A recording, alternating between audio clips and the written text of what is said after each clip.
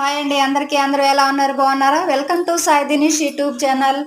మా చెల్లి వాళ్ళ ఇంట్లో నైట్ భోజనం వద్దు, టిఫిన్ చేద్దాం అనుకున్నాం అందరం. సరేలే ఏం చేద్దామా అని ఆలోచిస్తే బొంబాయి రవ్వ మొన్న కొనుక్కొచ్చిందనమాట. బొంబాయి రవ్వ తోటి జీడిపప్పు ఉప్మా చేద్దామని అనుకున్నాను. జీడిపప్పు, టమాటా, పచ్చిమిర్చి, తాలింపు గింజలు, వెండి మిర్చి వేయలేదు, కరేపాకు ఇంత మట్టికి వేయించాను, వాటర్ పోసాను.